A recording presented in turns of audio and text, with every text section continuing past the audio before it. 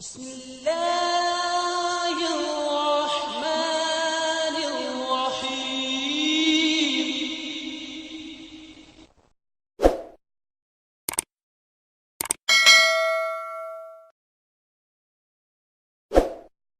India سے ہی ایک اور ٹیلی فون کالر اس وقت ہمارے ساتھ جڑے ہیں، مکرم محمد سلیم صاحب۔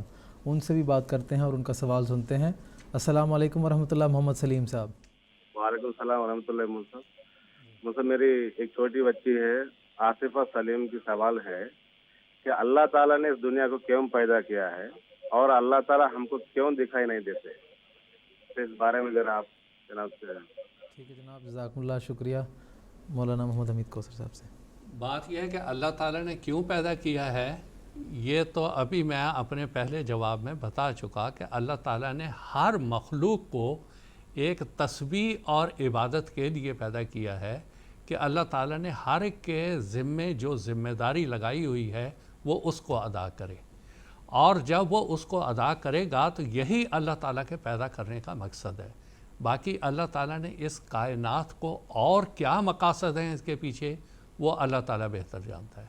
جتنا ہم کو بتایا گیا ہے، جتنا ہمارے سے تعلق رکھتا تھا، وہ یہ ہے وما خلقت الجن والانس الا لیعبدون، کہ جن و انس کو اللہ تعالیٰ نے عبادت کے لیے بنایا ہے۔ جب ہم عبادت کہتے ہیں، اس سے مراد نماز روزے کے علاوہ وہ سارے احکام ہیں جو اللہ کا حقیقی عبد بناتے ہیں، اور اس کو کہتے ہیں مقام عبودیت، انکساری کے انتہا تک پہنچنا۔ وہاں تک جب پہنچتے ہیں ہم تو اس کو مقام عبد یا عبودیت کہا جاتا ہے۔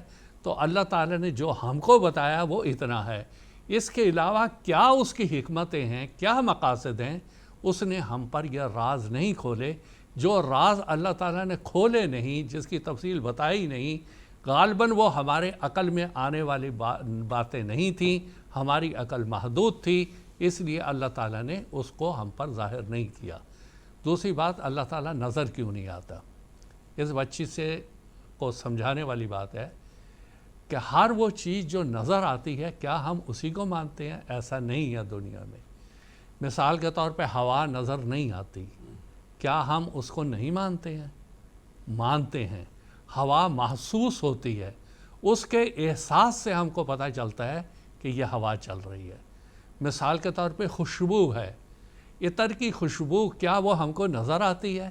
نہیں نظر آتی، لیکن سونگھنے سے ہمیں محسوس ہوتا ہے کہ یہ عطر کی خوشبو ہے، یہ کسی خراب چیز کی بدبو ہے، وہ حالانکہ ہمیں نظر نہیں آ رہی ہوتی۔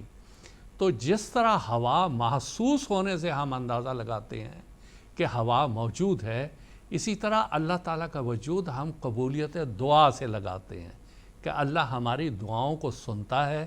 اس نے یہ ساری کائنات پیدا کی ہے۔ ہم میں خاص طور پہ جو جماعت احمدیہ کے افراد ہیں یا دوسرے ہیں، اس میں سب سے بڑا فرق یہ ہے کہ ہم اس بات پہ ایمان رکھتے ہیں کہ اللہ تعالیٰ نے فرمایا ادعونی استجب لکم، تم میرے سے دعا کرو، مجھ سے مانگو، میں تم کو جواب دوں گا، میں تمہاری بات کو قبول کروں گا۔ یہ ایک انسان کے ایمان کو مضبوط کرتا ہے اور اس یقین تک پہنچ جاتا ہے کہ میں نے جس سے مانگا اس نے مجھ کو دیا۔ یہاں ضمناً چھوٹی سی بات اور کہ دہریت عام طور پہ پھیلی کن مذاہب میں؟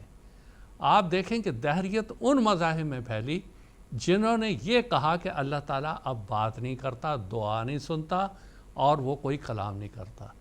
گویا وہ ایک ایسے دروازے کو کھٹکھٹا کے تھک گئے جس میں اندر سے کوئی آواز نہیں آ رہی تھی، تو انہوں نے یہ سمجھ لیا اس کے اندر کوئی ہے ہی نہیں۔